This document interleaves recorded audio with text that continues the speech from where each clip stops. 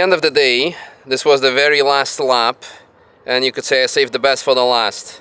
I mean, the Veyron today was nice, but this was actually, yeah, like I'm gonna be quiet and enjoy myself and let the car do the talking. I think it was a good decision. What an amazing car. Thank you. Like, really good. Yeah, fantastic. I mean, should we start with the most prominent part, which is under the bonnet, if you can show us what's underneath there. While you're opening that up, we have the only downside, I would say, on this car, with the power that it's running, NS2Rs, great tires, but you would want to have something grippier. And the other only downside of this car is the drop in the 6th gear. You go from 5th, and then you go out of VTEC range, and you barely hit the VTEC, but you're missing like, I think, 1000 RPM or so, so it's not, you're killing the flow, like emotionally. But other than that, my god, what a build. So underneath is Meister R shocks, and funny enough, Meister R, like, I'm sure they make great products, but I cannot think of, like, you know, GT3 Meister R type of race car stuff. But they're very good functioning on the Nürburgring, because they're actually long travel, long piston, and soft relatively to everything else, but it works so flawlessly and phenomenal. So actually lots of JDM guys, they really choose for that, and here on the ring it's really good. They're very affordable but extremely well working.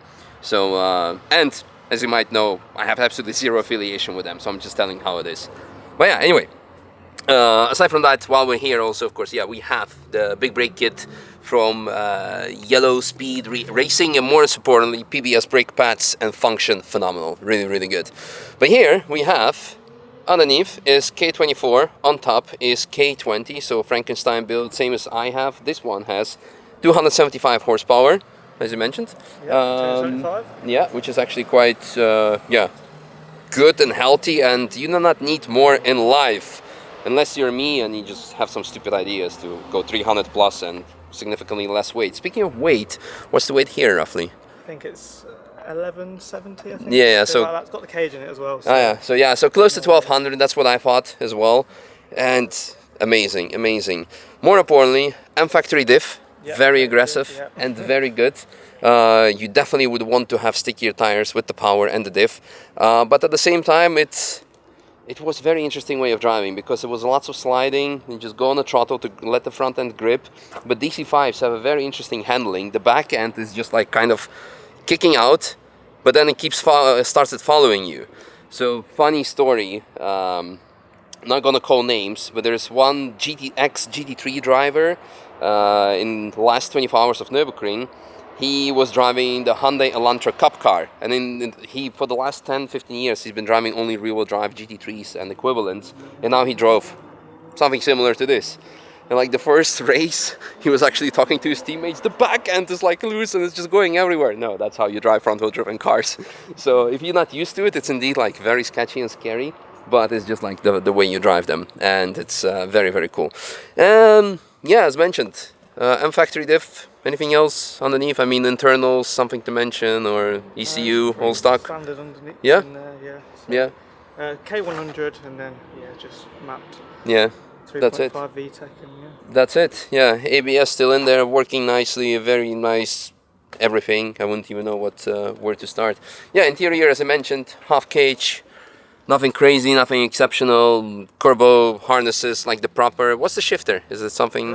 K-tuned. K-tuned. Yeah, does the job. Very good, very nice. We have, of course, the gentleman's agreement, 180 miles per hour. No, usually it's 180 kilometers per hour. Now you have miles per hour, but this one shows miles. I will show you also additionally digital version in kilometers thanks to Draggy, the telemetry. Use code Misha on godraggy.com.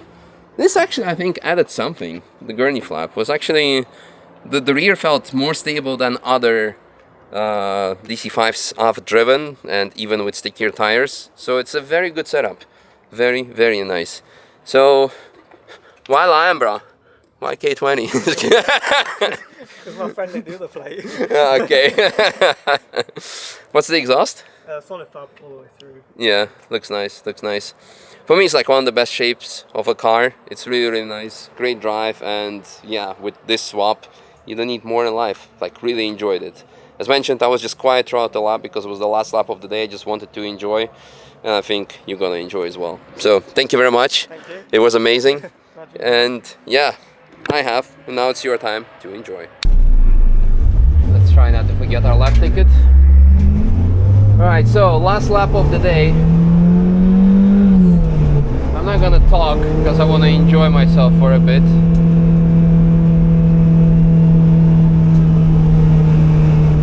McLaren is gone, unfortunately.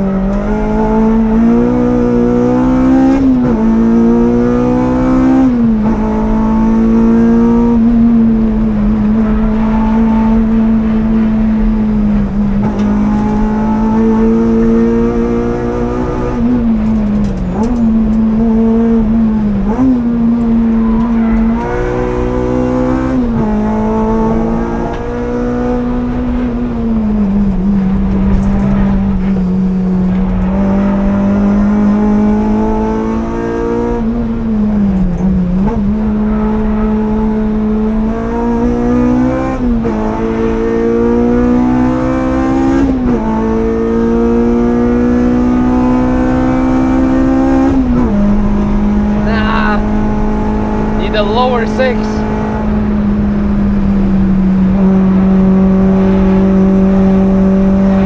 Woohoo! And you need grippier tires.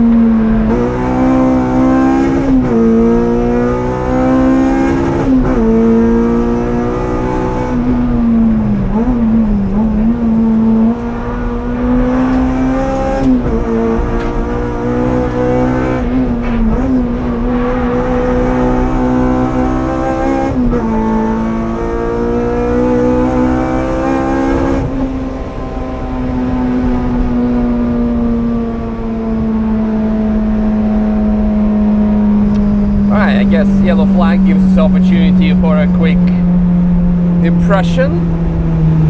Do I even need to say anything?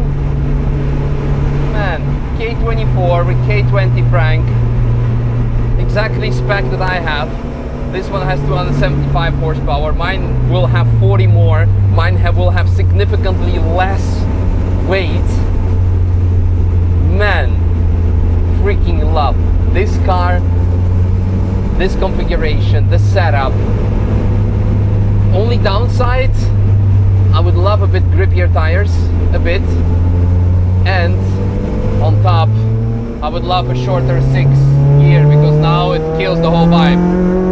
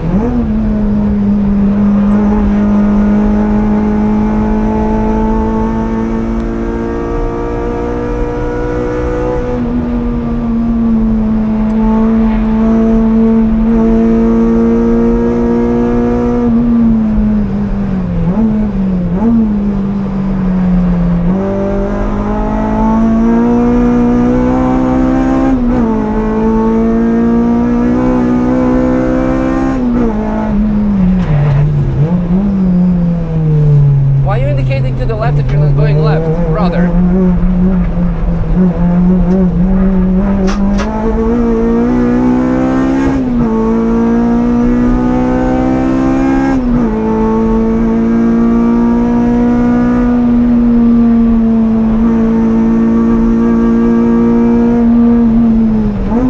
Yeah, 60.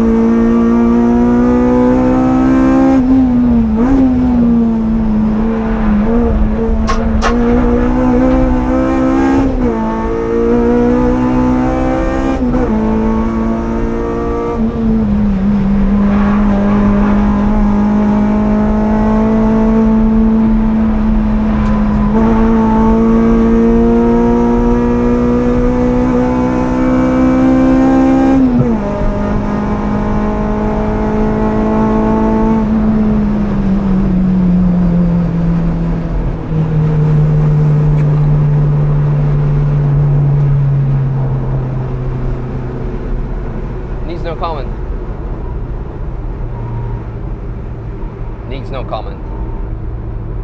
What a great way to end the day for me personally. Hopefully for you as well, by watching this video.